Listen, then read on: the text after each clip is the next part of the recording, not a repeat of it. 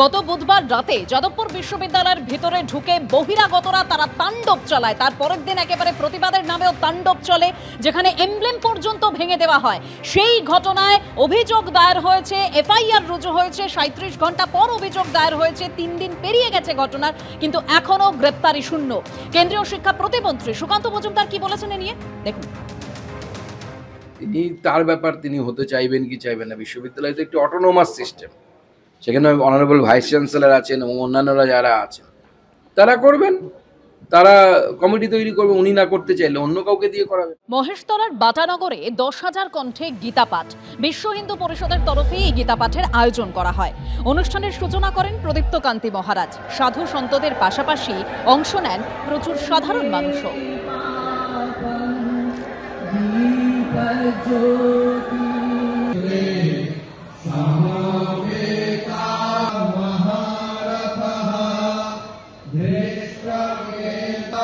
পরিবর্তনের জামানাতেও শিক্ষায় দলতন্ত্রের সেই চেনা ছবি। কলেজ পরিচালন সমিতির মাথায় শুধু বিজেপির সাংসদ বিধায়ক। 247টি কলেজের তালিকা প্রকাশ করল উচ্চ শিক্ষা দপ্তর। কলেজে কলেজে মমতা জামানার প্রতিচ্ছবি বিজেপি আমলেও। কলকাতা থেকে জেলা শাসক নেতারাই কলেজ কমিটির মাথায়। কলেজের পরিচালন সমিতির মাথায় সাংসদ বিধায়ক থেকে মন্ত্রী।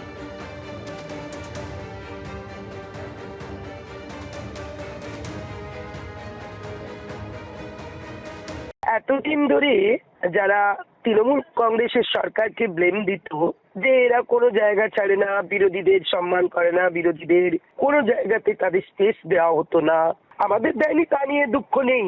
কারণ বিজেপির পরিচালিত সরকার, তৃণমূল পরিচালিত সরকার যা করেছে তারাও তাই করছে। আমরা এখন সরকারে ছিলাম, আমরা একইভাবে করতাম এবং তার বিরুদ্ধে বিজেপি প্রচণ্ডভাবে সোচ্চার হয়েছিল। এবং কোথাও গিয়ে হয়তো লজিকটা ঠিকই ছিল যে কলেজের গভর্নিং বডিতে যদি রাজনৈতিক ব্যক্তিত্বরা ঢুকে যায় তাহলে কোথাও গভর্নিং বডির গভর্নিংয়ে একটু প্রভাবিত হয়ে যায়। তারা যেটা বলেছিল সেটা মেনটেন করলে হয়তো ভালো হতো, যে শিক্ষাবিদদের গভর্নিং বডির মাথায় বসিয়ে কলেজ বা স্কুলগুলি পরিচালনা যদি করা যেতে পারতো ভালো হতো। আর যদি একান্তই রাজনৈতিক ব্যক্তিত্বদের আনতে হতো সাংসদ বা বিধায়ক, তাহলে তো সব দলেরই সাংসদ বিধায়কদেরকে আনা যেতে পারতো।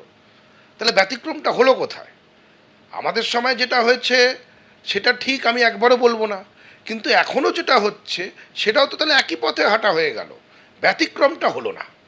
অ্যাডভাইজার হিসেবে থাকতে পারে পলিটিক্যাল যারা ব্যক্তিত্ব, সেই এলাকার এমএলএ বা সাংসদ, তারা অ্যাডভাইজার হিসেবে থাকুক, কিন্তু গভর্নিং বডিতে ডাইরেক্ট ইনভলভ না হয়ে শিক্ষাবিদদের দিয়ে চালালে আমার মনে হয় স্বচ্ছতা এবং পরিচালনাটা অনেক সুন্দরভাবে হতে পারে।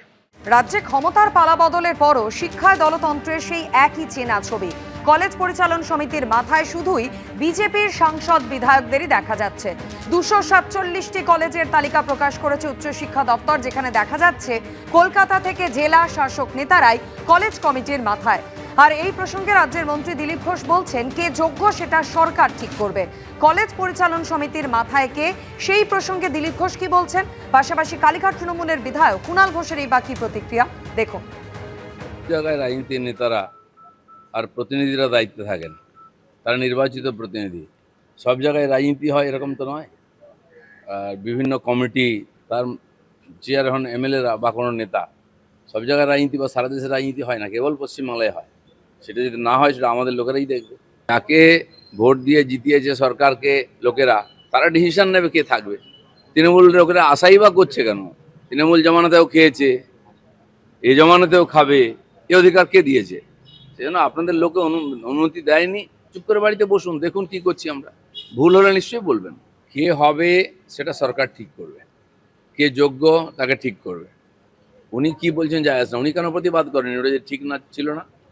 আমাদের সরকার ভাবছে সব বিষয় নিয়ে যাতে ঠিকঠাক হয় তার চেষ্টা করছে।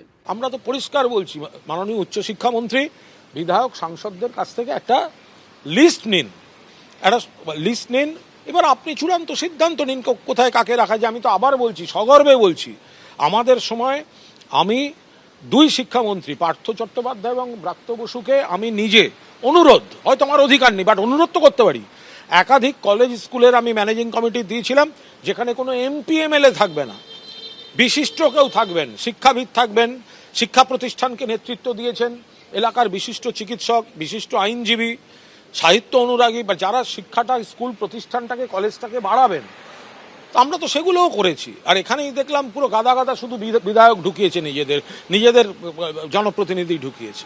এবিপি আনন্দ, এগিয়ে থাকে, এগিয়ে রাখে।